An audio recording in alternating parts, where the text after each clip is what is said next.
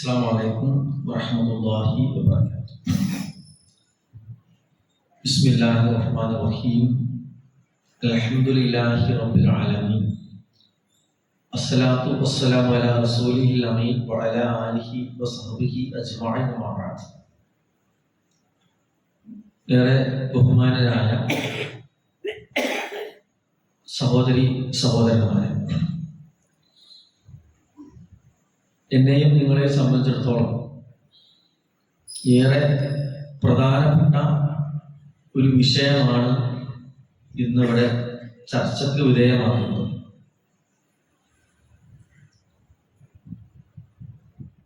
മരണത്തിന് വേണ്ടി നാം തയ്യാറെടുത്തിട്ടുണ്ടോ എന്നതാണ് നമ്മുടെ വിഷയം.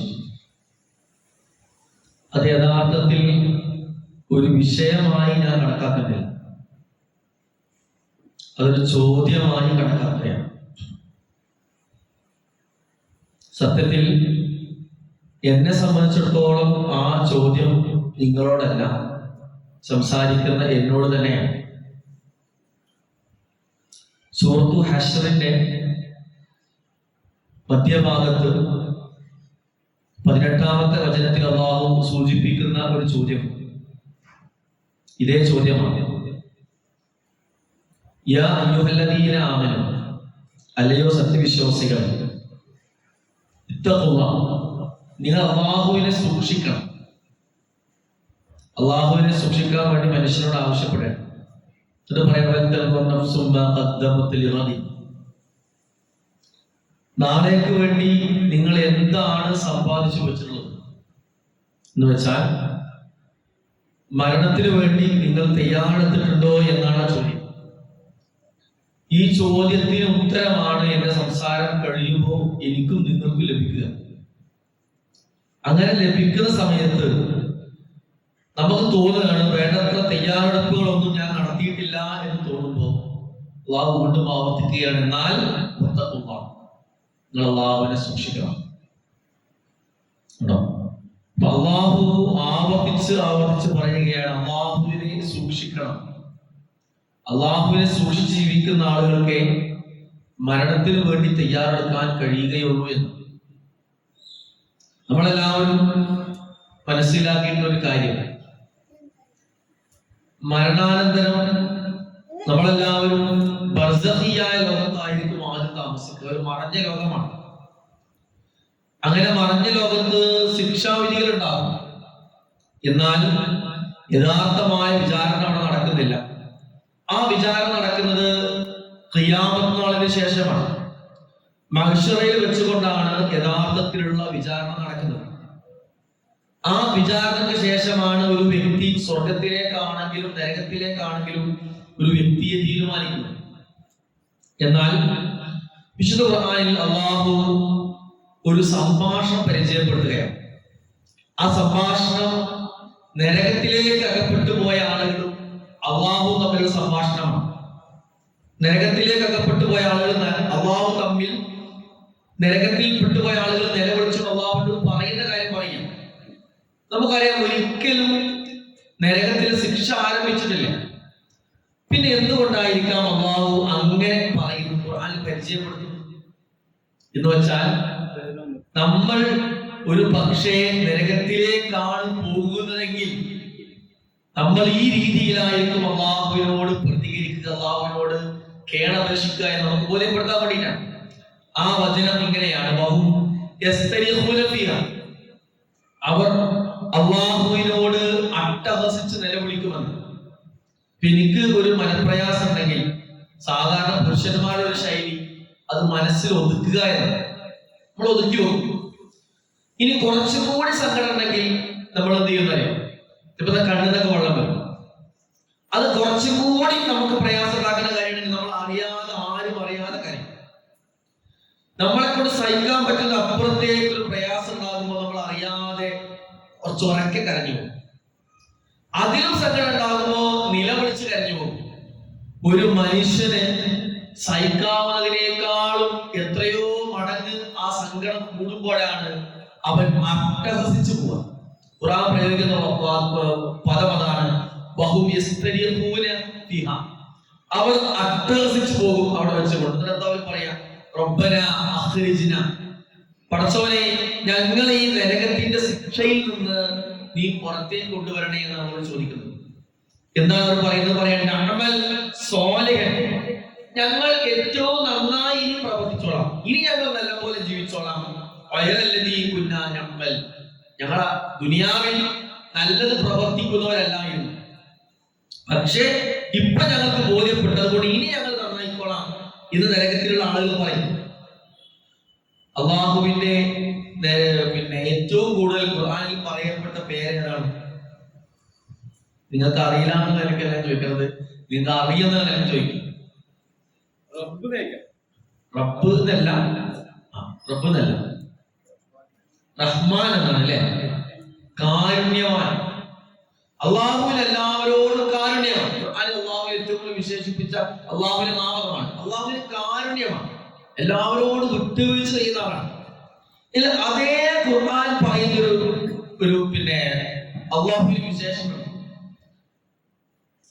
ഇന്ന അദാബി ലശദീദ്, എന്റെ ശിക്ഷ അതികഠിനമായി.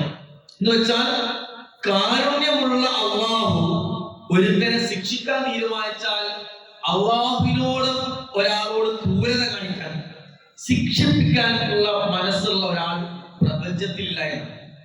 അള്ളാഹുവിന്റെ മുമ്പിൽ ഹിറ്റ്ലർ ഒന്നുമല്ല, മുസോളിനി ഒന്നുമല്ല, അതല്ലെങ്കിൽ ഫിർഔനും ഹാമാനും ഒന്നുമല്ല, അവരെക്കാൾ ക്രൂരമായിക്കൊണ്ട് അള്ളാഹു ശിക്ഷിക്കും.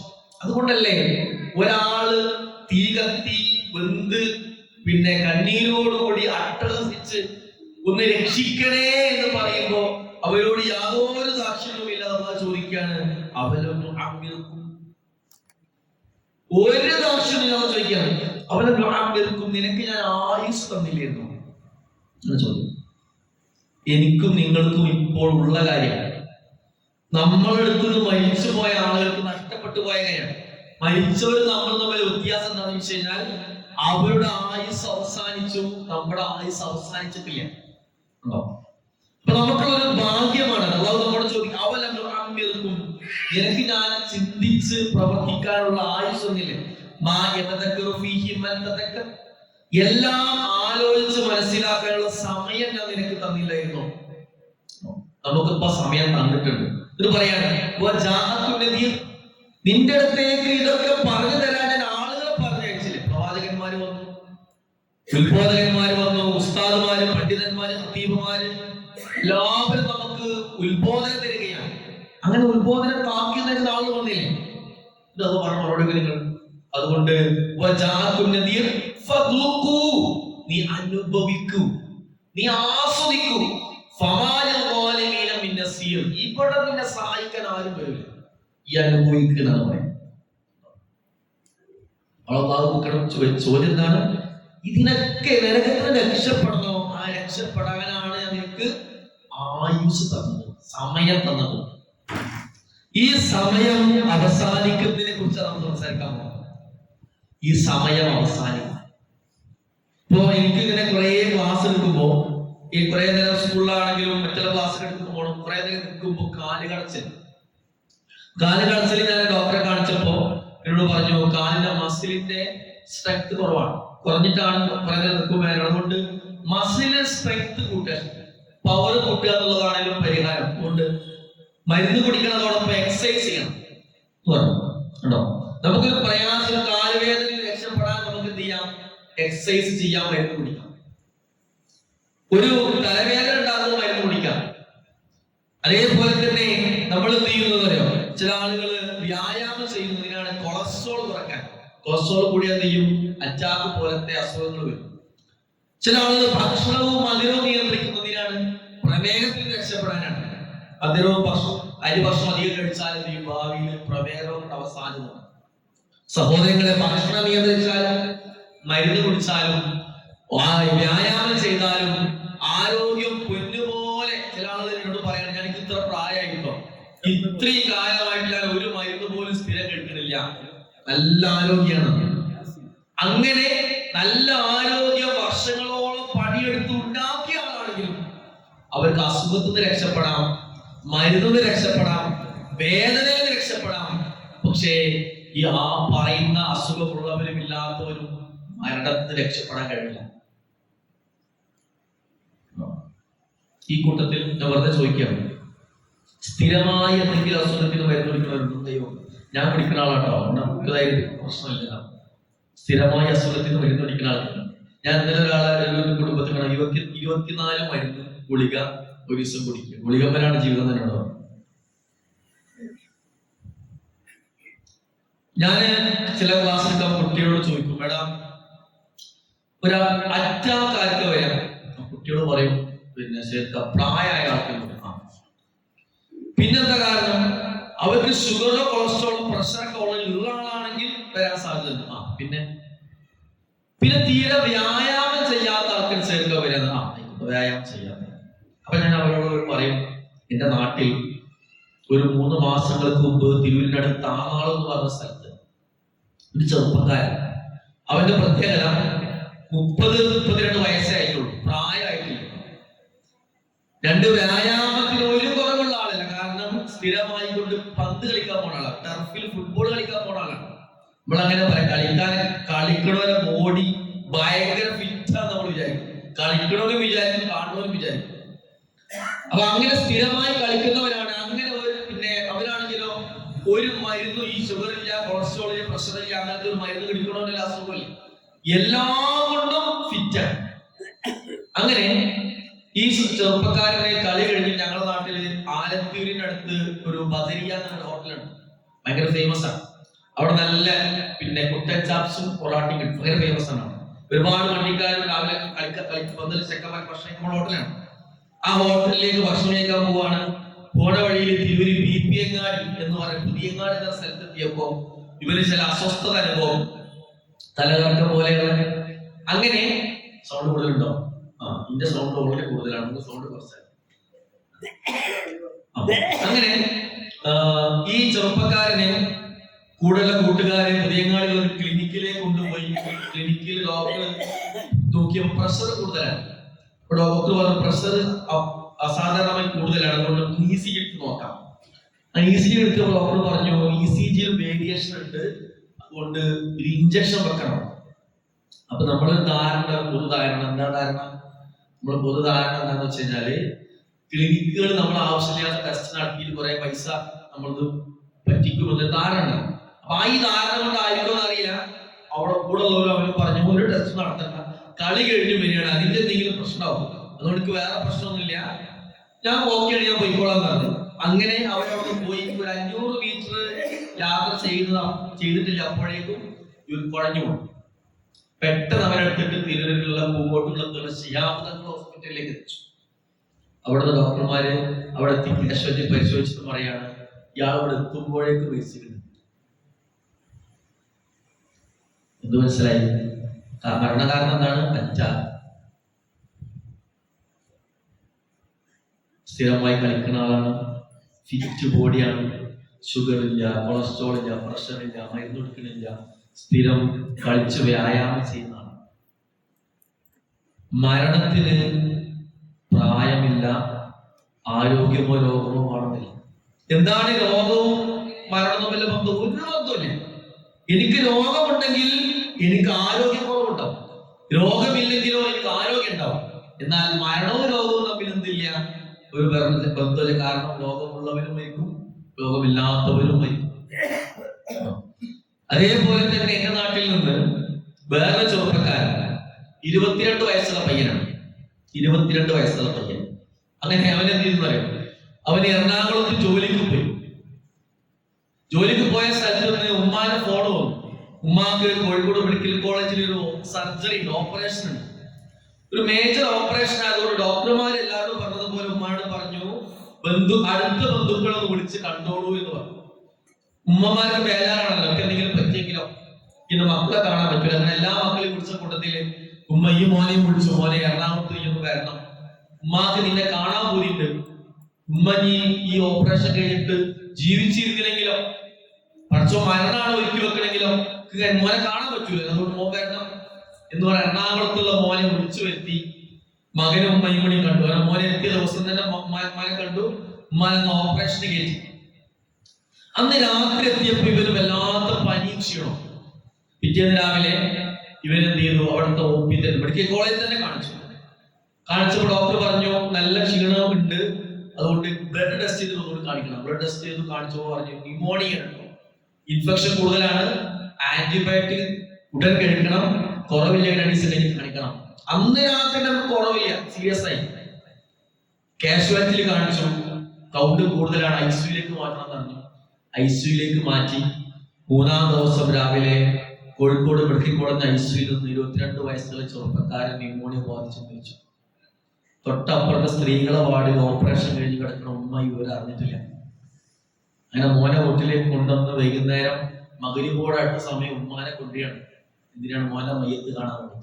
വീട്ടിലേക്ക് എത്തുന്നത് വരെ ഉമ്മാനോട് ഇവർക്ക് വയ്യാന്ന് പറഞ്ഞു, മരിച്ച കാര്യം പറഞ്ഞില്ല. അങ്ങനെ ഉമ്മ ഇവന്റെ വീട്ടിലേക്ക് ചെറിയ ഇടവഴിയിലൂടെ പോകണം. ഇടവഴിയിലൊക്കെ ആൾക്കാർ നിൽക്കുക, വണ്ടി വരുമ്പോ ഉമ്മാക്ക് ആകെ ബേജാറ്, എന്താ സംഭവം? മോനെ കുറിച്ച് ഉമ്മ ചിന്തിക്കണില്ല. കാരണം മോനെ ആശുപത്രിയിൽ ഉമ്മാനെ കണ്ട ആളല്ലേ. ഉമ്മാനെ കൂടെ ആശുപത്രിയിൽ ആരുണ്ടെന്ന് ആര് തരണം? ഉമ്മാനെ തരണം. വീട്ടിലേക്ക് എത്തി പിന്നെ പെയിന്റ് നല്ലപോലെ ചെയ്യാതെ, നിലം തേക്കാത്ത പരത്താത്ത ഇവന്റെ ഒരു പണി തീരാത്ത കുട്ടിന്റെ ഹാളിൽ ഇരിക്കുന്നുണ്ട്.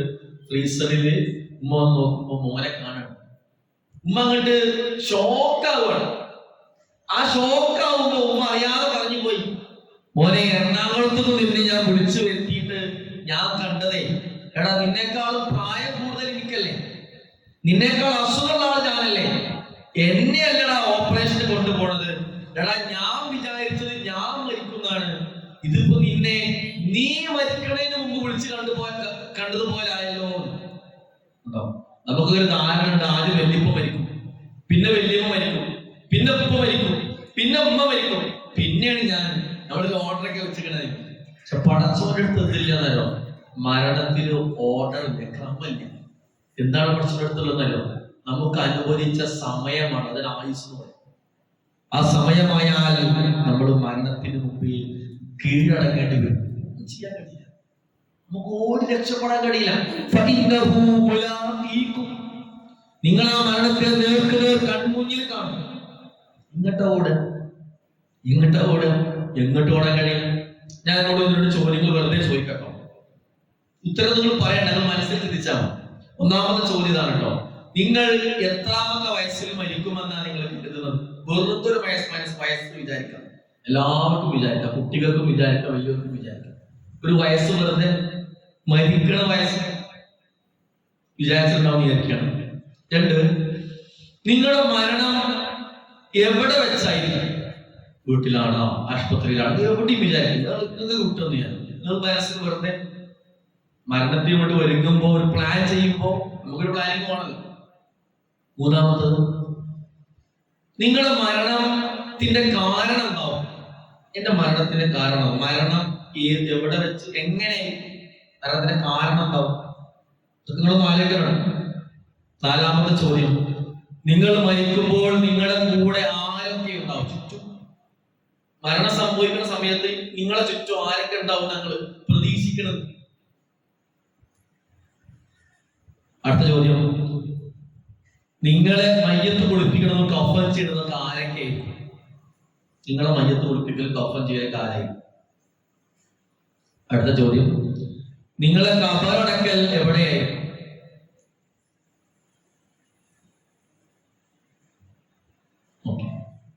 ഇനി നിങ്ങളെല്ലാവരും മനസ്സിൽ വിചാരിച്ചിട്ടുണ്ടല്ലോ, ഞാൻ ഇത്രയും കൂടെ ചോദിക്കണമെന്നില്ല കേട്ടോ. ഈ ചോദ്യം ഞാൻ ഒന്നുകൂടി ചോദിക്കാൻ മുമ്പ് ഞാൻ ഒരു ഉദാഹരണം പറഞ്ഞു. ഇപ്പൊ ഞങ്ങള് ഇവിടെ ഉള്ള പിന്നെ വയസ്സിലൊക്കെ അടക്കമുള്ള ഇവിടുന്ന് പിന്നെ യൂണിറ്റിന്റെ വളണ്ടിയേഴ്സ് കഴിഞ്ഞ 2024 ഓഗസ്റ്റ് 3-ാം തീയതി ഞങ്ങളോട് വയനാട് ചുരൽമലയിൽ മേപ്പാടിയിലേക്ക് എത്തി പറഞ്ഞു. കാരണം കഴിഞ്ഞ കൊല്ലം ജൂലൈ 30-നാണ് അവിടെ ഉരുൾപൊട്ടൽ നടന്നത്, മുണ്ടക്കൈ ദുരന്തം നടന്നത്. അങ്ങനെ ഞങ്ങൾ കുറെ വളണ്ടിയേഴ്സ് എന്ത് ചെയ്തു, മേപ്പാടിയിലെ നമ്മുടെ MCF പള്ളിയിലെത്തി. അതിനോട് ചേർന്നിട്ടാണ് MSA ഓഡിറ്റോറിയം. ആ വയനാട് ദുരന്തത്തിൽ മരിച്ച ഏറ്റവും കൂടുതൽ ആളുകളെ ഫ്രീസറിൽ മയ്യത്തിരിക്കുന്നത് ആ ഓഡിറ്റോറിയത്തിലാണ്. അതിനോട് ചേർന്ന് നമ്മുടെ അങ്ങനെ രാവിലെ ഞങ്ങൾക്കുള്ള സുബഹിസ്കാരം കഴിഞ്ഞുടനെ വോളണ്ടിയേഴ്സിനുള്ള നിർദ്ദേശങ്ങളൊക്കെ തന്നു. ഞങ്ങൾ എന്തിനു വേണ്ടി പോയതാണ്? ദുരന്ത ഭൂമിയിൽ സേവനം ചെയ്യാൻ പോയതാണ്.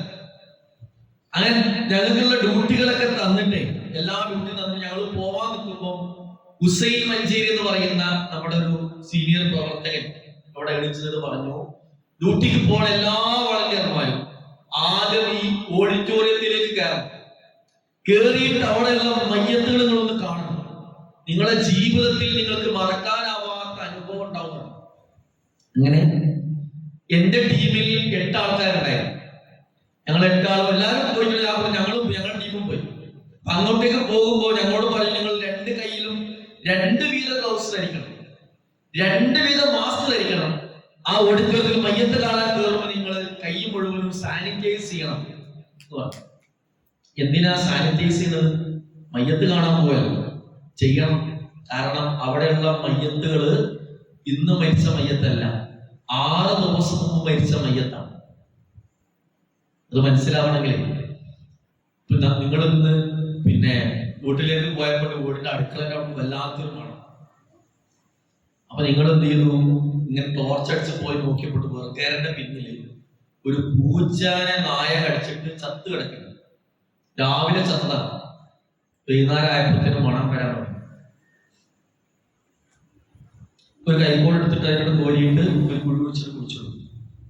ഇതേ പൂച്ച നിങ്ങൾ ചത്ത് കാണുമ്പോ ചത്തിട്ട് 6 ദിവസമായിട്ട് അടുക്കാൻ പറ്റുമോ? നിങ്ങൾ കൈക്കോട്ടോട് കോരിയാലും വരാനും കിട്ടുമോ?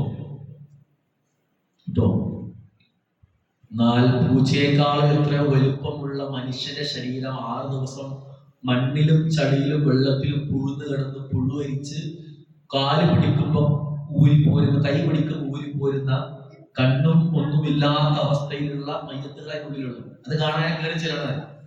അങ്ങനെ കയറി ചെല്ലുന്ന സമയത്ത് അതിനുള്ളിൽ നിറച്ച് മയ്യത്തിന്റെ ദേഹത്തെ ഫോർമാലിന്റെ ദുർഗന്ധമാണ്. കേറാൻ കഴിയില്ലുള്ളൂ, കേറാൻ തോന്നില്ല. നമ്മൾ നെഞ്ഞിങ്ങനെ പേടിച്ച് ഇടിക്കാൻ തുടങ്ങും. അങ്ങനെ എന്റെ കൂടെയുള്ള ആളുകള് ഫ്രീസർ ഇങ്ങനെ വരിക്ക് വെച്ചിട്ടുണ്ട്. ഇവരെല്ലാവരും തല കാണുന്ന രൂപത്തിൽ നേരെ നടന്നു. ഞാൻ എന്തോ 1ാമത്തെ മയ്യത്തിനെ നല്ലപോലെ കാണാൻ വേണ്ടിയിട്ട് ഫ്രീസറിന്റെ കാല് ഭാഗത്തേക്ക് നടക്കുമ്പോ തന്നെ ആ ഫ്രീസറിന്റെ മേലെ ഗ്ലാസുകളിൽ ഒരു പേപ്പർ ഒട്ടിച്ച് എഴുതി വെച്ചിട്ടാണ് 6 വയസ്സായ പെൺകുട്ടി. ഇവർക്ക് എങ്ങനെ വയസ്സ് കിട്ടിയെന്ന് എനിക്കറിയില്ല. അവർ എഴുതി വെച്ച വാചകമാണ് 6 വയസ്സായ പെൺകുട്ടിയെ എഴുതി വെച്ചിട്ടുണ്ട്. അപ്പൊ ആ കുട്ടിയുടെ കാലിന്റെ കാൽപത്തി ഇങ്ങനെ പുറത്തേക്ക് വെച്ചിട്ടുണ്ട്. കാലിന്റെ നെരിയാണി മുതൽ ഉള്ളു വെള്ളം കൊണ്ട് പൊതിഞ്ഞിട്ടുണ്ട്. അങ്ങനെ വന്നിട്ട് കയ്യും ഓപ്പൺ ആക്കി വെച്ചിട്ടുണ്ട്. ഞാൻ ആലോചിച്ചു, എന്തിനാ മയ്യത്തിന്റെ കയ്യും കാലും ഓപ്പൺ ആക്കി വെക്കണം? അതുകൊണ്ട് പൊതിഞ്ഞാൽ പോരെ. അപ്പൊ ഞാൻ കാലിങ്ങനെ നോക്കി, കുട്ടിന്റെ കൈ ഇങ്ങനെ നോക്കിയിട്ട് ഞാൻ ഇങ്ങനെ നോക്കിയിട്ട് കഴുത്തിന്റെ അങ്ങോട്ടൊക്കെ എത്തിയപ്പോഴേ എന്റെ വിരലിന്റെ വലുപ്പത്തിൽ ഒരു ഇറച്ചി കഷ്ണമുണ്ട് ഇങ്ങനെ ചുരുണ്ട് കിടക്കുന്നത്. ആ കുട്ടിക്ക് 6 വയസ്സായ പെൺകുട്ടിക്ക് എന്തില്ല? തലയുമില്ല, കഴുത്തുമില്ല. നിങ്ങൾ ആരെങ്കിലും നിങ്ങളുടെ ജീവിതത്തിൽ തലയില്ലാത്ത കഴുത്തില്ലാത്ത ഒരു മനുഷ്യനെ നേരിട്ട് കണ്ടിട്ടുണ്ടോ എന്ന് ചോദിച്ചു കഴിഞ്ഞാൽ ഇതിലധികം ആൾക്കാർ കണ്ടിട്ടുണ്ടാവില്ല. ഞാൻ എന്റെ ജീവിതത്തിൽ അത് മാത്രമേ കണ്ടിട്ടുള്ളൂ കേട്ടോ. നിങ്ങൾ ആലോചിക്കുന്ന കാര്യമാണ്, ഈ കുട്ടീന്റെ കഴുത്ത് ആരെങ്കിലും വന്ന് കത്തിയോട് മുറിച്ചതാകും? അല്ല. രാത്രി 1 മണിക്ക് 2 മണിക്കും 6 വയസ്സായ കുട്ടി സ്വപ്നം കണ്ട് സുഖാറ്റ് നിഷ്കളങ്കമായി കിടന്നുറങ്ങ. പെട്ടെന്ന് വീട് തകർന്നു, ചളി കയറി വെള്ളം കുട്ടിനെ ഒഴുക്കി കൊണ്ടുപോകണം. ഒഴുകുന്ന വെപ്രാളത്തിൽ കുട്ടി പിടിച്ചിട്ടുണ്ടാവും, ഉമ്മാന്ന് വിളിച്ചിട്ടുണ്ടാവും. ആ വിളിക്കുന്നോട് കൂടി ചളിയും വെള്ളം കൂടി വായലും കണ്ണിലും മൂക്കിലേക്ക് കയറി. പിന്നെ കുട്ടിക്ക് സംസാരിക്കാൻ കഴിയണില്ല. കുട്ടീനെ ഇങ്ങനെ വെള്ളം ഇങ്ങനെ ഒഴുക്കി കൊണ്ടുപോകുമ്പോ ഏതെങ്കിലും മരത്തിന്റെ കൊമ്പിന്റെ ഇടയിലോ ബിൽഡിങ്ങിന്റെ കമ്പിന്റെ കഷ്ണത്തിന്റെ ഇടയിലോ പാറ കഷ്ണത്തിന്റെ ഇടയിലോ കുട്ടീനെ കഴുത്ത് പിടിക്കുന്നുണ്ടാവും. പക്ഷെ വെള്ളത്തിന് ഒരു പ്രത്യേകത, വെള്ളം അതിന്റെ താണ്ഡവമാടാൻ തുടങ്ങിയാലും അതിന്റെ ശക്തി തടയാൻ കഴിയില്ല. കുട്ടിയുടെ ശരീരത്തെ വെള്ളം താഴത്തേക്ക് വലിക്കുന്നുണ്ടാവും. അങ്ങനെ കഴുത്ത് കുടുങ്ങി കിടക്കാണ്, ശരീരത്തെ വലിച്ചു താഴ്ച്ചു പോയതാവും. അതാണ് ഈ ഇറച്ചി കഷ്ണം വലിഞ്ഞ് ചുരുണ്ട് കിടക്കുന്നതാണ്. ജീവനുള്ള ശരീരത്തിൽ നിന്ന് കഴുത്ത് വലിച്ച് മുറിഞ്ഞ് അറ്റു പോകുമ്പോൾ ഒരു കുട്ടി എത്ര വേദന അനുഭവിച്ചിട്ടുണ്ടാവും. എന്റെ ചോദ്യം ഇതാണ് കേട്ടോ. ഞാൻ നേരത്തെ നിങ്ങളോട് വയസ്സാവേക്കാൻ പറഞ്ഞപ്പോഴേ നിങ്ങൾ ആരെങ്കിലും ചെറുപ്രായത്തിൽ ഇപ്പം തന്നെ മരിക്കണെ കുറിച്ച് ആലോചിച്ചോ? സാധാരണ എല്ലാവരും ആലോചിച്ചത് 70-80 വയസ്സൊക്കെ ആയിരിക്കും ആലോചിക്കുന്നത്, മനസ്സിലാക്കണം. പക്ഷേ ഞാനിപ്പോ പറഞ്ഞ ഉദാഹരണത്തിലെ കുട്ടിക്ക് 6 വയസ്സുള്ളൂ. 6 വയസ്സായ കുട്ടിക്ക് മരിക്കാമെങ്കിൽ സംസാരിക്കുന്ന എനിക്കും എന്റെ മുമ്പിൽ ഇരിക്കുന്ന നമുക്ക് എല്ലാവർക്കും മരിക്കാനുള്ള വയസ്സ് ആയിട്ടില്ല. രണ്ടാമത് ഞാൻ നമ്മൾ ചോദിച്ചൊരു പ്രധാനപ്പെട്ട ചോദ്യം കേട്ടോ, നിങ്ങളുടെ മരണം എവിടെ വെച്ചായിരിക്കും എന്ന് നിങ്ങൾ വിചാരിക്കണം? നിങ്ങളിൽ അധികം ആൾക്കാർ വിചാരിച്ചിട്ടുണ്ടോ ആശുപത്രി ഐസിയിൽ ഇങ്ങനെ കിടക്കുക, എന്നിട്ട് ആ സ്ക്രീനിൽ ഇങ്ങനെ ECG ഇങ്ങനെ കാണിക്കാം, അതല്ലെങ്കിൽ വീട്ടിൽ ഇങ്ങനെ കുടുംബക്കാരും കൂട്ടുകാരും മുമ്പിൽ ഇങ്ങനെ കിടക്കുക. നമ്മളൊന്ന് ആലോചിച്ച് നോക്കി, ഈ കുട്ടിക്ക് വീട്ടുകാരും കുടുംബക്കാരും ഉമ്മി വാപ്പില്ലാഞ്ഞിട്ടാ കുട്ടി ഏതോ ചളിക്കുണ്ടിൽ പാറിന്റെ ഇടയിൽ കിടന്ന് മരിച്ചു. ഞാൻ പിന്നെ എന്നോട് ചോദിച്ചു, നിങ്ങളുടെ മരണം കാരണം എന്താവും? നമ്മൾ അസുഖം വരും, സീരിയസ് ആവും, മരിക്കും. പക്ഷെ ഈ കുട്ടീനെ മരണാലോചിച്ചു, നമ്മൾ ആരെങ്കിലും ആലോചിച്ചോ? നമ്മൾ ജോലി ചെയ്യുന്ന ഇടയിൽ കാല് തെന്നി നിലത്ത് വീണ് തല അടിച്ച് തലച്ചോറ് പുറത്തു വന്ന് മരിക്കണതിനെ കുറിച്ചിട്ട് നമ്മൾ ആരെങ്കിലും ആലോചിച്ചു? അടുക്കളയിൽ പോയപ്പോ ഷർട്ടില് ഡ്രസ്സില് തീ പിടിച്ച് ശരീരം വെന്തു മരിക്കണതിനെ കുറിച്ചിട്ട് നമ്മൾ ആരെങ്കിലും ആലോചിച്ചോ? എവിടെ വെള്ളത്തിൽ വീണിട്ട് മൂക്കിൽ കണ്ണില് വെള്ളം കയറി ശ്വാസം കിട്ടാതെ മരിക്കുന്നതിനെ കുറിച്ചിട്ട് നമ്മൾ ആരെങ്കിലും ആലോചിച്ചു? വണ്ടിയിൽ യാത്ര വണ്ടി ഇടിച്ച് ശരീരത്തിലൂടെ ലോറി ബസ് കയറി മരിക്കുന്നതിനെ കുറിച്ചിട്ട് നമ്മൾ ആരെങ്കിലും ആലോചിച്ചോ? പണ്ടെടുക്കുമ്പോ പാമ്പ് കുത്തിയിട്ട് വിഷം കയറി വേദന സഹിക്കാൻ പറ്റാതെ മരിക്കുന്നതിനെ കുറിച്ചിട്ട്? ഇതൊക്കെ മരണല്ലേ? നാളത്തെ പത്രത്തിൽ ഞാൻ പറഞ്ഞ മരണങ്ങൾ ഉണ്ടാവും. നമ്മളെല്ലാവരും സേഫായ മരണമാണ് വിചാരിക്കുന്നത്. മനുഷ്യ, നീ മരിക്കുമ്പോൾ നീ എവിടെയായിരിക്കുമെന്ന് നിനക്കറിയില്ല. ആർക്കറിയുള്ളൂ? അല്ലാഹുവിനറിയുള്ളൂ. ഞാൻ പിന്നെ ചോദിച്ച ചോദ്യം ഉണ്ട്, മരിക്കുമ്പോൾ നിങ്ങളെ ചുറ്റും ആരൊക്കെ ഉണ്ടാവും? ഞാൻ മറ്റുള്ള ചോദിച്ച ചോദ്യമാണ്. നമ്മൾ വിചാരിക്കണം ഉമ്മ, വാപ്പ, ഭാര്യ, മക്കൾ നമുക്ക് ഇങ്ങനെ വെള്ളം തരുന്നു, ലാ ഇലാഹ ഇല്ലല്ലാഹ് ചൊല്ലി എന്ന് പറയും. ഇവിടെ ഇങ്ങനെ നല്ല ലാ ഇലാഹ ഇല്ലല്ലാഹ് ചൊല്ലും. ഈ കുട്ടി മരിക്കുമ്പോൾ ഈ കുട്ടിയുടെ അടുത്ത് ആരാണ്? കുട്ടി ആഗ്രഹിച്ചുകൊണ്ട് അങ്ങനെ ഒരു മരണം ഇല്ല.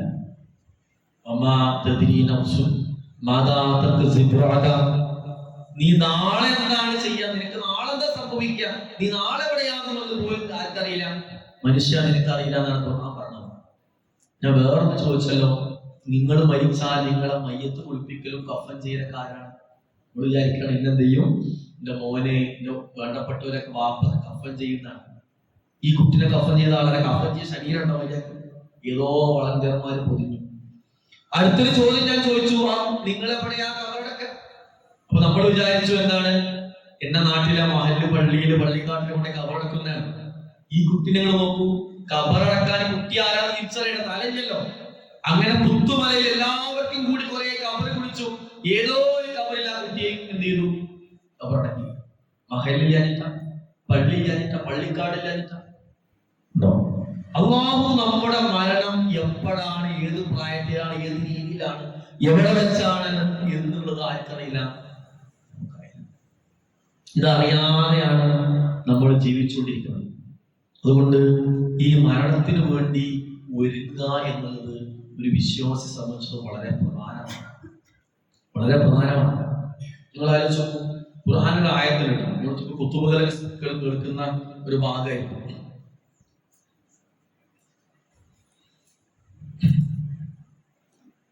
യാ അയ്യുഹല്ലദീന ആമനൂ, അല്ലയോ സത്യവിശ്വാസികളെ, ഇത്തഖുല്ലാഹ ഹഖ തുഖാതിഹി, ബാക്കിയെന്താ? വലാ തമൂതുന്ന ഇല്ലാ വഅൻതും മുസ്ലിമൂൻ. നിങ്ങൾ വിശ്വാസികളല്ലാതെ നിങ്ങൾ എന്ത് ചെയ്യരുത്? നിങ്ങൾ മരിച്ചു പോകരുത്. മുസ്ലിങ്ങളല്ലാതെ മരിച്ചു പോകരുത്.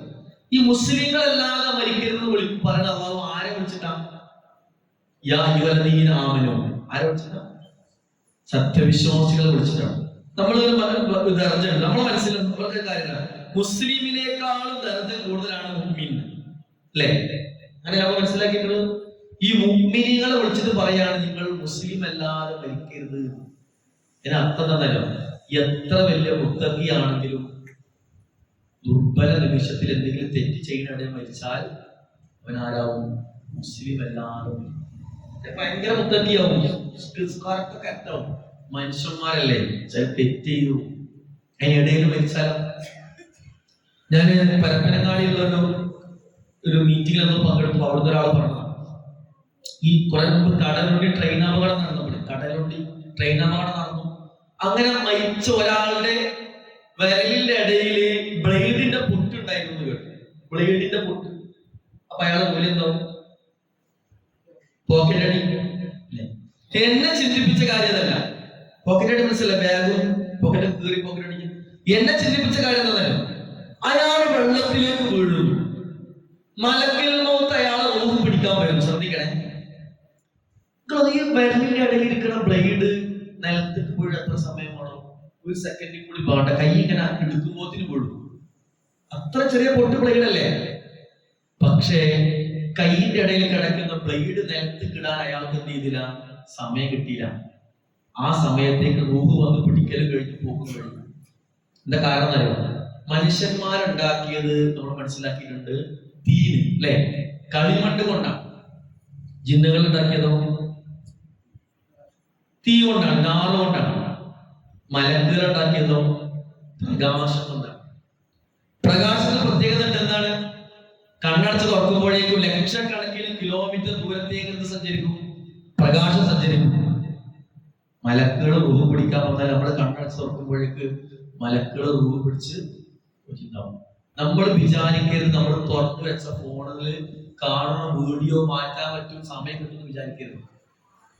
നമ്മളിങ്ങനെ സോഷ്യൽ മീഡിയയിൽ വാട്സപ്പ് ഇൻസ്റ്റാഗ്രാമിൽ തോണ്ടി നിൽക്കുമ്പോഴേ ഈ ടൈപ്പ് ചെയ്ത സാധനം ഡിലീറ്റ് ആക്കാൻ സമയം കിട്ടുമെന്ന് വിചാരിക്കരുത്. നമ്മൾ തെറ്റ് ചെയ്തുകൊണ്ടിരിക്കുമ്പോ ആ തെറ്റി എന്നെ മരിച്ചാൽ മയ്യത്തെടുക്കാൻ വരുന്ന ആൾ കാണാതിരിക്കാൻ വേണ്ടി മറച്ച് മൂടി വെക്കാൻ എനിക്ക് സമയം കിട്ടുമോ നമ്മൾ എന്ത് ചെയ്യരുത്? വിചാരിക്കരുത്. തെറ്റ് ചെയ്തുകൊണ്ടിരിക്കുമ്പോൾ മരിച്ചാൽ നമ്മൾ ആ തെറ്റ് ചെയ്യുന്നത് നമ്മളെ മയ്യത്ത് എടുക്കാൻ വരുന്ന ആൾ ആരാണോ അയാൾ അറിയും. തെറ്റ് ചെയ്തുകൊണ്ട് നമ്മൾ എന്ത് ചെയ്യും? മരണത്തിന് മുമ്പിൽ കീഴാണ്. അതുകൊണ്ട് അല്ലാഹു പറയാണ്, അള്ളാഹനെ സൂക്ഷിക്കേണ്ട പോലെ സൂക്ഷിച്ചോ. ഇങ്ങനെ മുസ്ലിമായി ജീവിച്ച് ഇതൊക്കെ കേൾക്കാൻ അവസരം കിട്ടിയിട്ടും മുസ്ലിം അല്ലാതെ മരിക്കേണ്ട ഒരു ഗതികേട് നിനക്ക് വരരുത് കേട്ടോ. അതുകൊണ്ട് തെറ്റ് ചെയ്യുമ്പോൾ ആലോചിച്ചോ, എന്റെ റബ്ബ് ഈ തെറ്റ് ചെയ്യുമ്പോ എന്നെ പിടിച്ചാലോ എന്ന ആലോചന നിനക്ക് എന്ത് ചെയ്യണം? ഞാൻ പരപ്പനങ്ങാടിയിൽ ക്ലാസ് എടുക്കുമ്പോൾ ഒരു ചോദ്യം ചോദിച്ചിരുന്നു. ചോദ്യത്തിന് പുറത്തെ നിങ്ങൾക്ക് വളരെ ആലോചിക്കാം. നിങ്ങൾ മരിച്ചാൽ ഏറ്റവും കൂടുതൽ കരയുന്ന ആളാരാണ് ചോദിച്ചത്. പരപ്പനങ്ങാടി അവിടെ മണ്ഡല സമ്മേളനം ഞാൻ ചോദിച്ചു ചോദ്യം എന്താണ്? നിങ്ങൾ മരിച്ചാൽ ഏറ്റവും കൂടുതൽ കരയുന്ന ആളാരായിരിക്കും? ആ മനസ്സിൽ കണ്ടോ? നിങ്ങൾ മരിച്ചാൽ ആരൊക്കെ കരയുന്നത്? എല്ലാരും കണ്ടോ?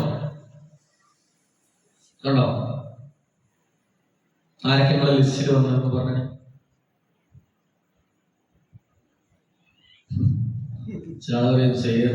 എന്റെ ഭാര്യക്ക് ഇന്നെ ഭയങ്കര ഇഷ്ടമാണ്. അപ്പൊ അവൾക്ക് എന്റെ മരണം സഹിക്കാൻ പറ്റില്ല. എന്റെ ഭർത്താവ് ചിലപ്പോൾ എന്നോട് സ്നേഹം കാണിക്കാൻ, പക്ഷെ എന്നോട് ഭയങ്കര സ്നേഹമാണ്. എന്റെ മരണം കുട്ടികളെ സഹിക്കാൻ പറ്റില്ല. എന്റെ ഉമ്മാക്ക് എന്റെ മരണം സഹിക്കാൻ പറ്റില്ല കേട്ടോ. എന്റെ ഉപ്പ, എന്റെ മക്കള് എന്നെ കെട്ടിപ്പിടിച്ച് കരഞ്ഞാൽ മരിച്ചാൽ ഞാൻ എല്ലാവരോടും പറയുന്ന മറുപടി ഉണ്ട്. നിങ്ങൾ എത്രത്തോളം മനസ്സിലാവും എനിക്കറിയില്ല. നിങ്ങൾ മരിച്ചാൽ ഏറ്റവും കൂടുതൽ കരയുന്ന ആള് നിങ്ങളായിരിക്കും. ഇതിൽ ഉമ്മ മരിച്ചത്ര ഞാൻ ഉമ്മ മരിച്ച ഒരാളാണ്. ഉമ്മ മരിച്ചത്ര ആളുകളുണ്ട്. ഉമ്മ മരിച്ച അന്നത്തെ നമ്മളെ അനുഭവം എന്തായിരിക്കും?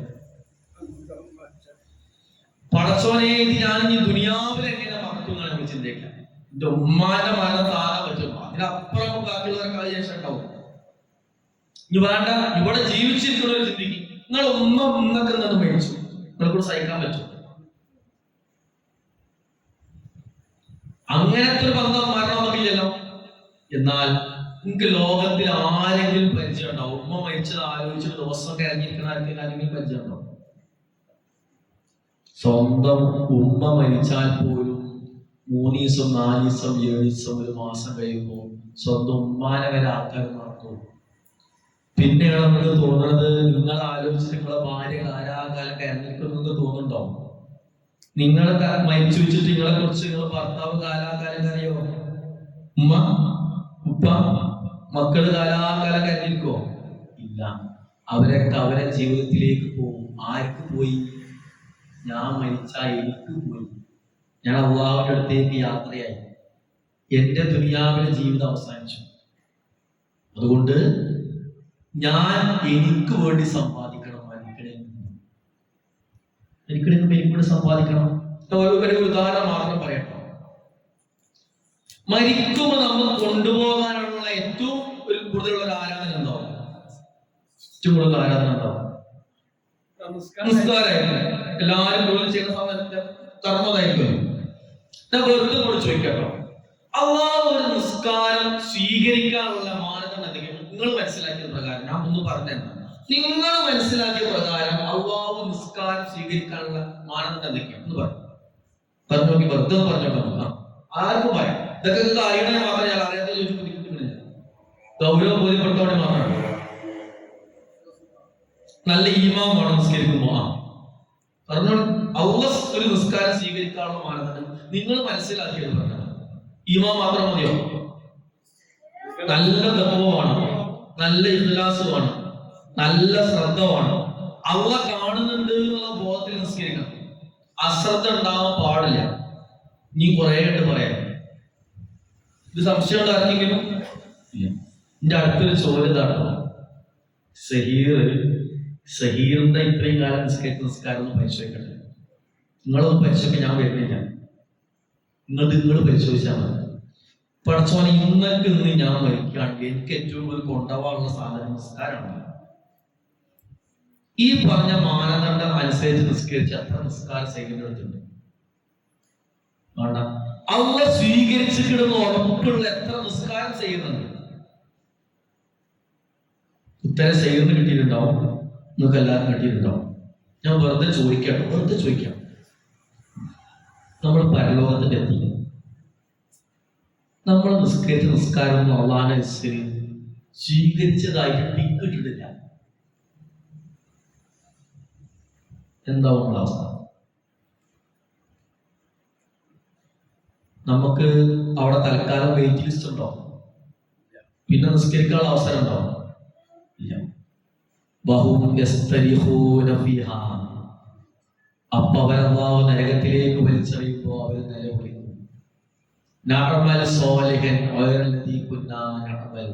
ദുനിയാവിൽ അവസരം കിട്ടിയപ്പോൾ നല്ലപോലെ നിസ്കരിച്ചിട്ടില്ല റബ്ബേ, ഇനി ഞങ്ങൾ നല്ലപോലെ നിസ്കരിച്ചോളാം.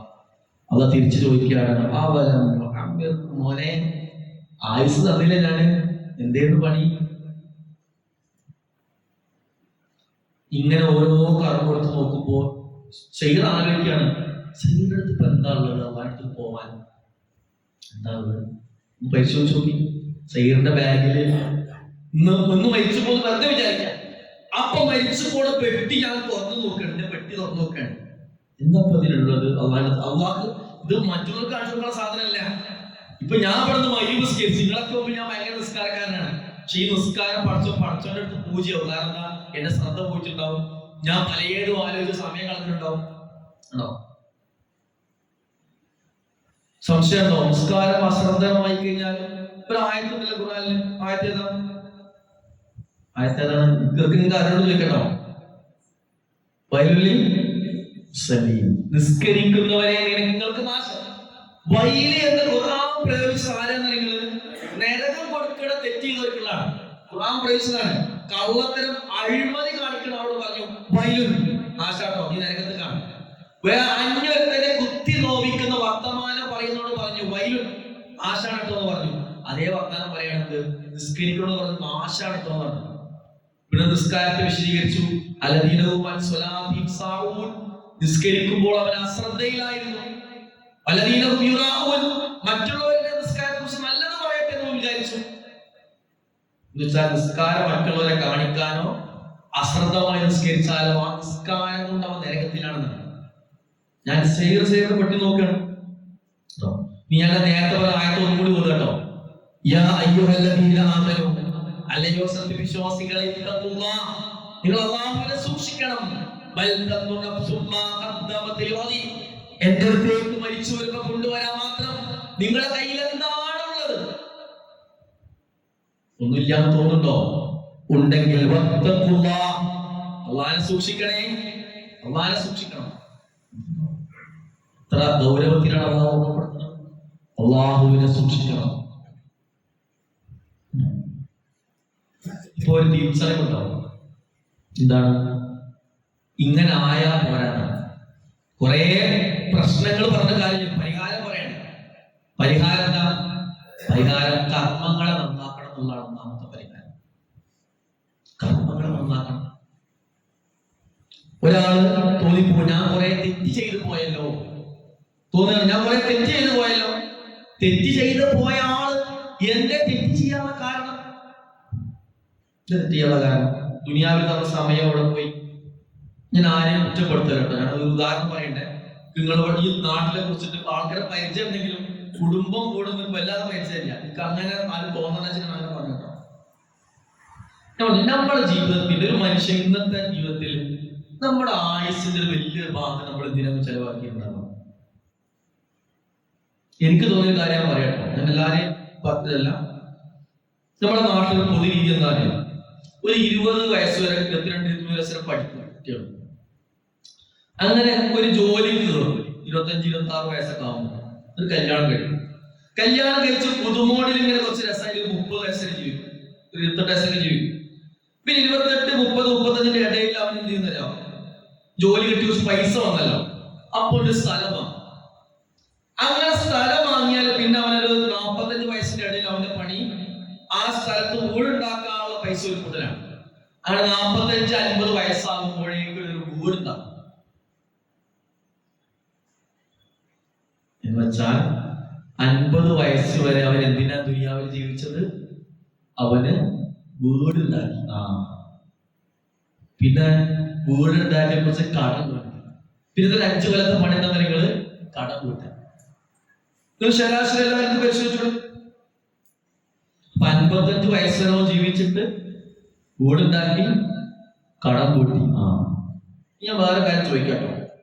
ഇപ്പൊ ഞാൻ വീട് പണി തുടങ്ങിയിട്ട് ബെൽറ്റായിക്കണം. ഇങ്ങനെ എല്ലാവരും കഴിഞ്ഞിട്ടുണ്ടോ? ഞാൻ ചോദിക്കാം, ഇന്ന് ഞാൻ ഉണ്ടാക്കിയൊരു വീട് അതിന് മറ്റുള്ളവർ എത്ര കൊല്ലം വില കൽപ്പിക്കും?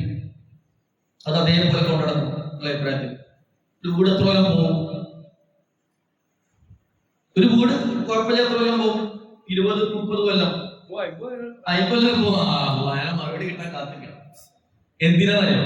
ഞങ്ങൾ എഴുതി വെച്ചോളി 50 കൊല്ലം പോയിട്ട് 20 കൊല്ലത്തിന്റെ അപ്പുറം വീട് അതേപോലെ പോകില്ല. ഞാൻ എന്റെ അനുഭവം ചില വിലയിരുത്തൽ ഞാൻ പറഞ്ഞോ. അപ്പോൾ നിങ്ങളെ മോനക്ക് 30-35 വയസ്സാവും. ശ്രദ്ധിച്ചോളെ, നിങ്ങളെ വീട് ഇപ്പൊ 55 വയസ്സായ വീട് ഉണ്ടാക്കിയില്ലേ, അപ്പോൾ അവനക്ക് 70 വയസ്സാകുമ്പോൾ അവനക്ക് എന്തായി, അവന്റെ മോനക്ക് ഒരു വലിയ കുട്ടിയായി. അപ്പൊ ഉണ്ടാക്കിയ ആളെ മോനക്ക് എന്ത് ചെയ്യണം? ഒന്നങ്ങ് വീട് പൊളിക്കണം, അല്ലെങ്കിൽ പൊളിച്ചുണ്ടാക്കണം. അതായത് ഞാൻ ഉണ്ടാക്കിയ വീട് 20 കൊല്ലം കഴിക്കൂല, എന്റെ മോനക്ക് പറ്റൂല, എന്റെ മക്കൾക്ക് പറ്റൂല. അവർക്ക് എന്ത് ചെയ്യണം? ഒന്നെങ്കിൽ ആ വീട് പൊളിച്ചുണ്ടാക്കണം, അതല്ലെങ്കിൽ വേറെ വീട് വേണം. എന്നുവെച്ചാൽ ഞാൻ 55 കൊല്ലം ചെലവാക്കി ഉണ്ടാക്കിയ വീടിന് 20 കൊല്ലം കഴിഞ്ഞാൽ എന്തില്ല, ഒരു വിലയുമില്ല. അതാ ചോദിക്കാണ്, അവലും നിനക്ക് ആയുസ് ഞാൻ തന്നില്ലേ? നിന്റെ ലക്ഷ്യം ശരിക്ക് ജോലി നേടലായിരുന്നോ? വീടുണ്ടാക്കലായിരുന്നോ? വീടുള്ളവനും വീടില്ലാത്തവനും അള്ളാഹു കൊടുത്ത പണി ഒരേ പണിയാണ്. നീ എന്നെ അനുസരിച്ച് കീഴ്പ്പെട്ട് ആത്മാർത്ഥമായ ആരാധന ജീവിതം ചെറുപ്പം മുതലേ ഈ ദുനിയാവിന്റെ ജീവിതത്തോട് കൂടി പരലോകത്തിന് വില കൽപ്പിച്ച് പണിയെടുക്കുന്ന എത്രയോ ആൾക്കാരുണ്ട്. ഉണ്ടെങ്കിലും ഇല്ലെങ്കിലും എന്ത് ചെയ്യണം? എല്ലാവർക്കും നോക്കാൻ പറ്റൂല, എല്ലാവർക്കും ചെയ്യാൻ പറ്റൂല. അള്ളാഹു എല്ലാവരോടും നിങ്ങൾ സമ്പാദിക്കണം എന്ന് പറഞ്ഞില്ല. സമ്പാദിക്കാൻ ഹലാലാണ്. എന്തുകൊണ്ടാണ്? നിങ്ങൾ വെള്ളം, വായു, വെളിച്ചം, ഭൂമി, സമ്പത്ത്, ഇതൊക്കെ മനുഷ്യന് ജീവിക്കാൻ ആവശ്യമായ കാര്യം. ജീവിക്കാൻ വേണ്ടിയുള്ളതാണെന്ന് സമ്പത്ത്. എന്നാൽ ഇന്ന് മനുഷ്യൻ സമ്പത്തിന് വേണ്ടി ജീവിക്കുന്നു. അവിടെയാണ് തെറ്റ്. ജീവിക്കാനുള്ള ഒരു വിഭവമാണ് സമ്പത്ത്, എന്നാൽ മനുഷ്യൻ സമ്പത്തിന് വേണ്ടി ജീവിക്കുന്നു. ഈ സമ്പത്തിന്റെ പിന്നാലെ പോണയിൽ സമയാസമയങ്ങളിൽ അള്ളാഹുവിനോട് പിന്നെ കൊടുത്തു വീട്ടേണ്ടുന്ന ആരാധന സമയത്ത് നിർവഹിക്കാൻ കഴിയുന്നില്ല. അവന് അള്ളാഹുവിന്റെ പ്രവർത്തനത്തിലേക്ക് പിന്നെ കാര്യങ്ങളിലേക്ക് വിളിച്ചാൽ അവന് സമയമില്ല. അള്ളാഹുവിന് വേണ്ടി നിസ്കരിക്കാൻ സമയമില്ല കേട്ടോ. അള്ളാഹുവിന് വേണ്ടി പണിയെടുക്കാൻ സമയമില്ല. അള്ളാഹ് കൊടുത്ത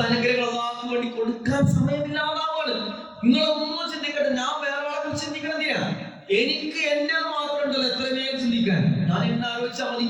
എന്റെ റബ്ബ് തന്ന ആരോഗ്യം, സമയം, സമ്പത്ത്, അനുഗ്രഹം എത്രത്തോളം എന്റെ റബ്ബിന്റെ മാർഗത്തിൽ ആത്മാർത്ഥമായി തിരിച്ചു കൊടുക്കാൻ എനിക്ക് പറ്റിയിട്ടുണ്ട്. ഈ ആയുസ്സിനിടക്ക് എന്റെ ഈ സമയം വരെ ഈ ജീവിതം റബ്ബിന് വേണ്ടി ഞാൻ ഉപയോഗപ്പെടുത്തി എന്ന് എനിക്ക് ആത്മാർത്ഥമായി പറയാൻ പറ്റും.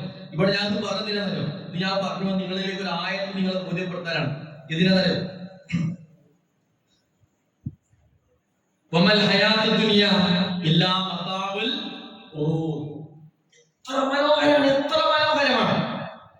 നിങ്ങൾ ഇന്നമൽ ഹയാത്തു ദുനിയ, തീർച്ചയായും അവർ പറയാണ് ഹയാത്തു ദുനിയ, ദുനിയാവിലെ ജീവിതം എന്ന് പറയുന്നത് എന്താണ്? ഇല്ലാ മതാഉൽ, ഒരു വിഭവമല്ലാതെ നിങ്ങളെ പറ്റിക്കുന്ന ഒരു വിഭവമാണ് ദുനിയാവിലെ സുഖങ്ങൾ എന്ന് പറയുന്നത്. ദുനിയാവിലെ സുഖം പാമ്പ് കൊടുക്കാനായിരിക്കണം.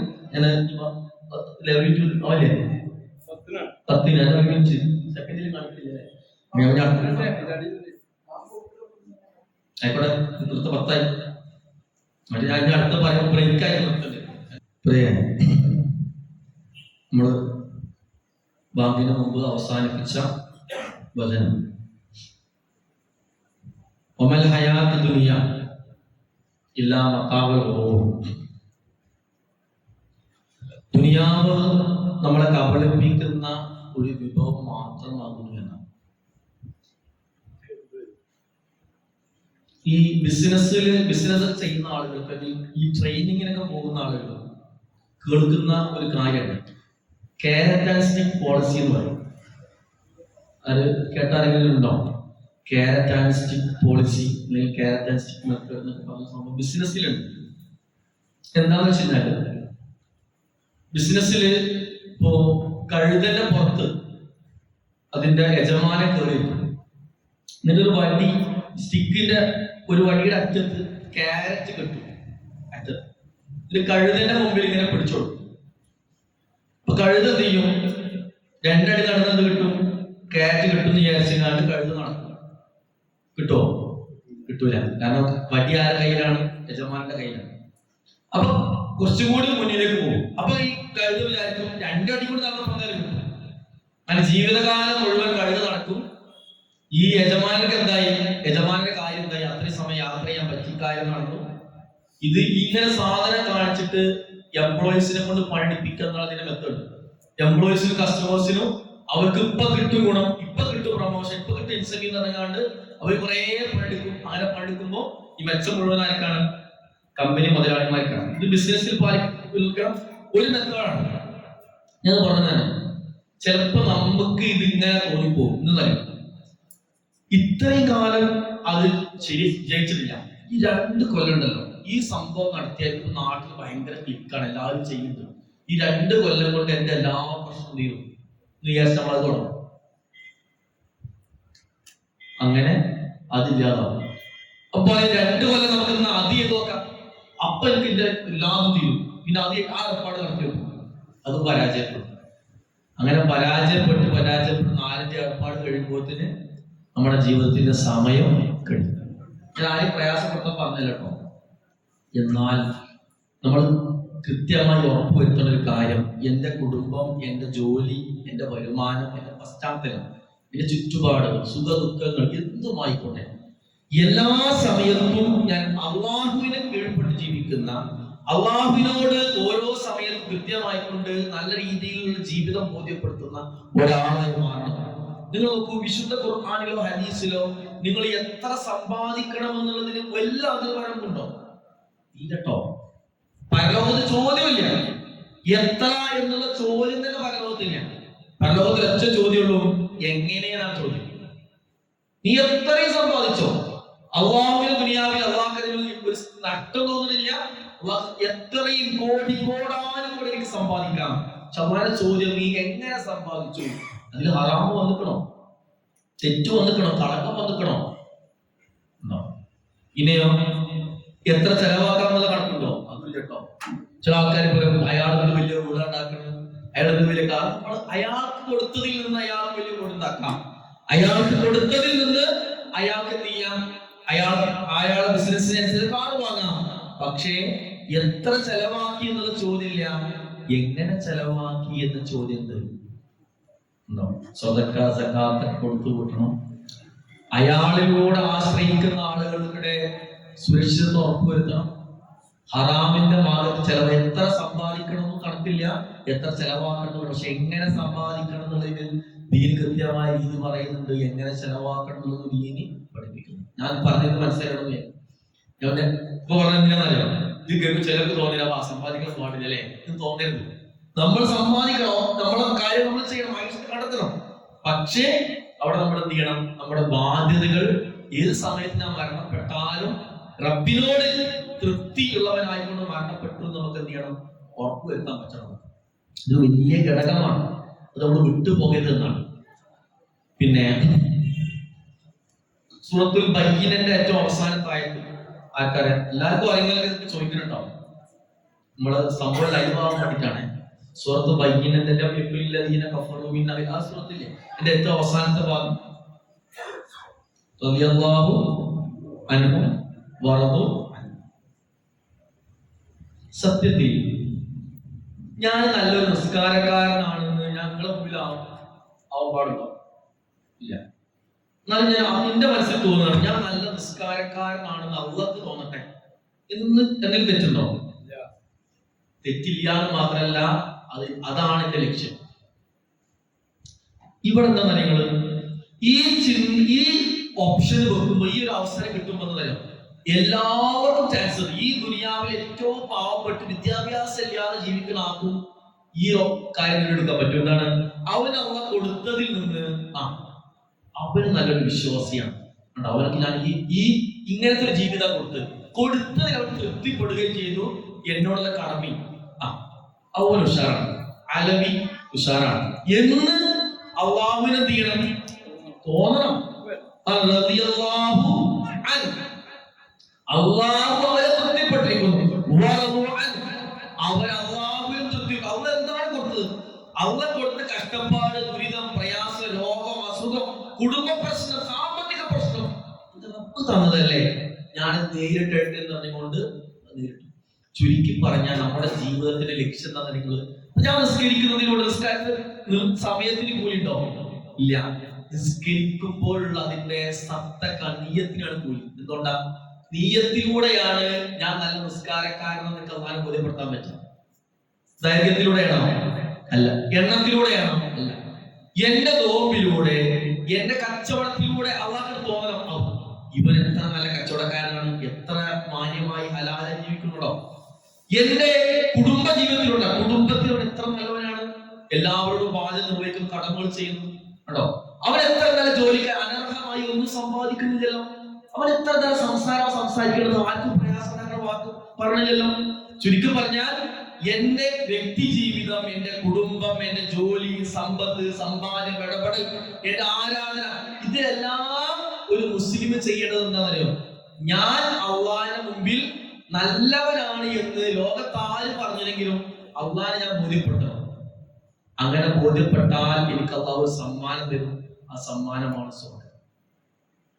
അപ്പൊ സ്വർഗം കിട്ടുന്നവരെ ഏറ്റവും വലിയ ഗുണമായിക്കൊണ്ടാണ് സൂറത്തുൽ ബയ്യിനയിൽ സ്വർഗാവകാശികളുടെ ഗുണമാണ് പറഞ്ഞത്. അവരുടെ പ്രത്യേകത എന്താണ്? റളിയല്ലാഹു അൻഹു വറദു അൻഹു. അവർ അള്ളാഹുവിനെ തൃപ്തിപ്പെട്ടവരാണ്, അവർ അള്ളാഹു തൃപ്തിപ്പെട്ടിരിക്കുന്നു. ഉണ്ടോ? അതുകൊണ്ട് മരണത്തിന് വേണ്ടി ഒരുങ്ങുന്നവർ ഇനി മുതൽ ഞാനടക്കമുള്ള ആളുകൾ നമ്മുടെ ജീവിതം ഇങ്ങനെ ക്രമീകരിക്കണം. ഞാൻ എവിടെ പോയാലും രാത്രിയോ പകലോ ഒരു വ്യത്യാസമില്ല, ജോലി സ്ഥലത്തോ പിന്നെ വീട്ടിലോ വ്യത്യാസം, എവിടെ പോയാലും അള്ളാഹു ഞാൻ ഇപ്പൊ നല്ല കാര്യം ചെയ്യുന്നു എനിക്ക് ബോധ്യപ്പെടുത്താൻ പറ്റണം. അങ്ങനെ നമ്മുടെ ജീവിതം മുന്നോട്ട് കൊണ്ടുപോകുമ്പോൾ എപ്പോഴും മരിക്കുമ്പോൾ നമ്മളെ പെട്ടി തുറന്നു നോക്കുമ്പോൾ അതിൽ ഒരുപാട് അമലുകൾ ഉണ്ടാവും. നമ്മൾ ചെയ്ത അമൽ അള്ളാഹു സ്വീകരിച്ചിട്ടുണ്ടാവും. ആ രീതിയിൽ നമുക്ക് നമ്മുടെ അമലുകൾ എന്ത് ചെയ്യാൻ പറ്റണം, നമുക്ക് മാറ്റിയെടുക്കാൻ പറ്റും. അവസാനിപ്പിക്കുന്ന ലാസ്റ്റ് ഭാഗത്തോട് കാര്യങ്ങളുടെ സമയം 2-3 മിനിറ്റുകളിലൂടെ അവസാനിപ്പിക്കാം. ഇതിൽ വളരെ പ്രധാനപ്പെട്ട ഒന്നാണ്, പ്രധാനപ്പെട്ട ഒന്നാണ് 8:35 ജമാഅത്തല്ലേ? 5 എത്ര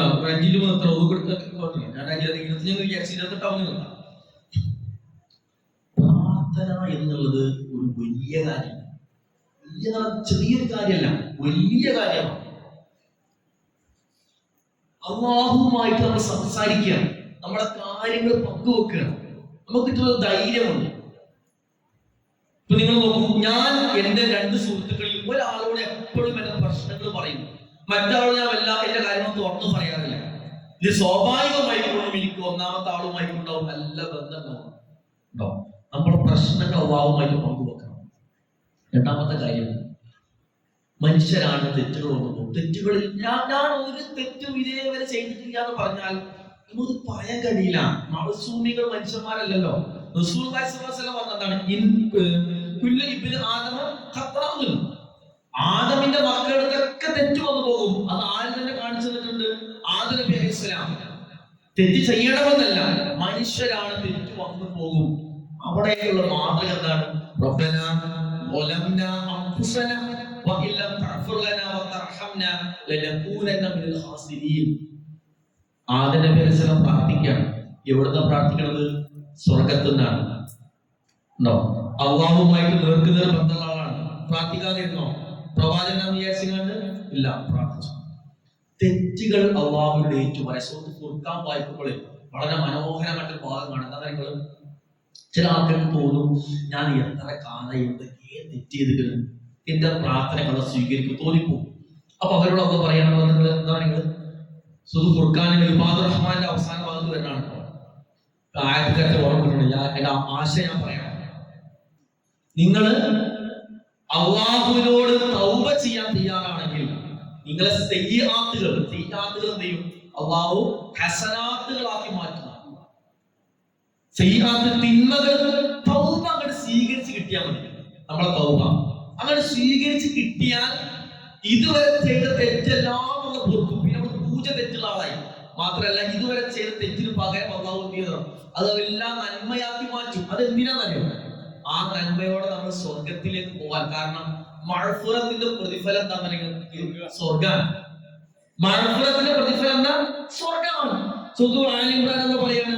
പിന്നെ വസാരിഉ ഇലാ മഅ്ഫിറത്തി റബ്ബി, നിങ്ങളെ റബ്ബിന്റെ മഅ്ഫിറത്തിന് വേണ്ടി വസാരിഉ, നിങ്ങൾ മത്സരിക്കണം. ജന്നത്തുൽ, സ്വർഗത്തിന് വേണ്ടിയിട്ടുണ്ടോ? അപ്പൊ സ്വർഗം കിട്ടാനുള്ള ഒരു വിശ്വാസിയുടെ അടിസ്ഥാന ഗുണമാണെന്ന് റബ്ബിനോട് എപ്പോഴും ഇസ്തിഗ്ഫാർ നടത്തുന്നുള്ളത്, പാപമോചനം നടത്തുന്നുള്ളത്. അത് ഒരിക്കലും കുറവായി തോന്നണ്ട, നമ്മൾ എപ്പോഴും നടത്തിക്കൊണ്ടിരിക്കണം. റസൂലുള്ളാഹി പറയാണ്, ഫഇന്നി അതൂബു മിഅത മറത്തൻ ഫിൽയൗം, ഒരു ദിവസം ഞാൻ അല്ലാഹുവോട് 100 തവണ തൗബ ചെയ്യാറുണ്ട്. റസൂൽ തെറ്റിയിട്ടാണോ? അല്ല, അത് നമ്മൾ ചെയ്യാൻ വേണ്ടി റസൂലുള്ളാഹി ആവശ്യപ്പെടുകയാണ്. അതുകൊണ്ട് എന്നിലുണ്ടാകേണ്ട എപ്പോഴും ഒരു ഗുണമാണ്, എപ്പോഴും റബ്ബേ ഒരു മനുഷ്യനെ നിലയ്ക്ക് എന്റെ അടുത്ത് വന്നു പോയ പാകപ്പെടുന്ന തെറ്റുകൾ നീ പുറത്തു തരണേ എന്ന് റബ്ബിനോട് ആവശ്യപ്പെടാം. അപ്പൊ മരിക്കുമ്പോൾ നമുക്ക് ആരായിട്ട് മരിക്കാൻ നിങ്ങൾ നമുക്ക് വിശ്വാസിയായിട്ട് ധൈര്യമായിട്ട് മരിക്കാം. എന്തുകൊണ്ടാണ് പറയാൻ? വെറുതെ ഈ നാട്ടിൽ കാനമിന്റെ ഒരാൾ സജീവ പ്രവർത്തകനാണ്, നല്ലോണം പ്രവർത്തിച്ച ആളാണ്. അദ്ദേഹം പെട്ടെന്ന് മരണപ്പെട്ടു.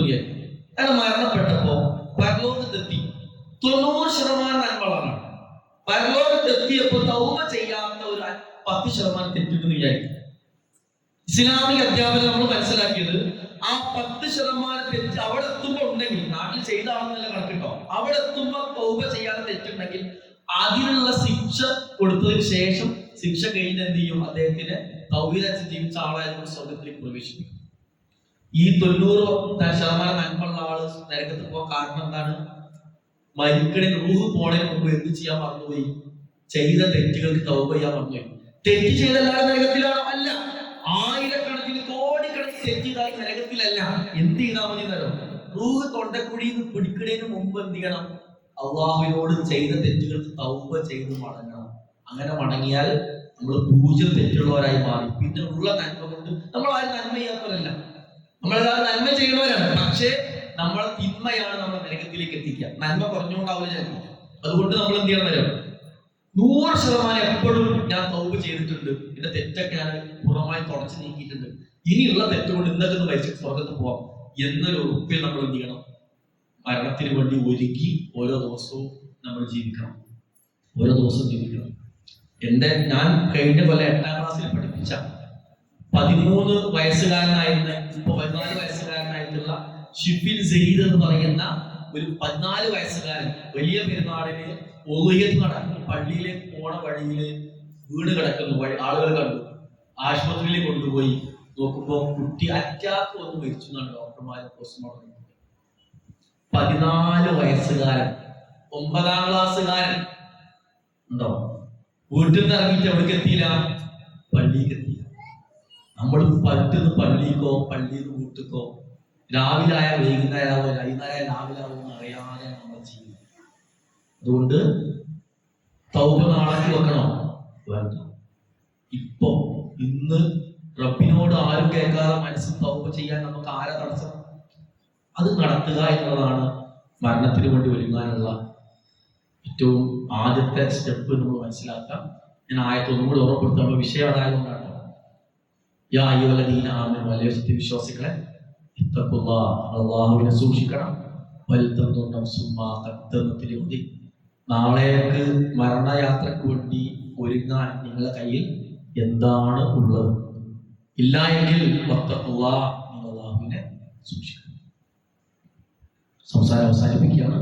അള്ളാഹു കാര്യങ്ങൾ യഥാവിധിയും മനസ്സിലാക്കാനും അതനുസരിച്ച് നമ്മുടെ ജീവിതത്തിൽ മാറ്റങ്ങൾ ഉണ്ടാക്കാൻ തൗഫീഖ് നൽകി അള്ളാഹു നമ്മെ അനുഗ്രഹിക്കുമാറാവട്ടെ. ജീവിതത്തിൽ അറിഞ്ഞോ അറിയാതെ വന്നു പോയിട്ടുള്ള എല്ലാ ചെറുതും വലുതുമായ തെറ്റുകളും പാപങ്ങളും അള്ളാഹു പുറത്ത് മാപ്പാക്കി നൽകി അനുഗ്രഹിക്കുമാറാവട്ടെ.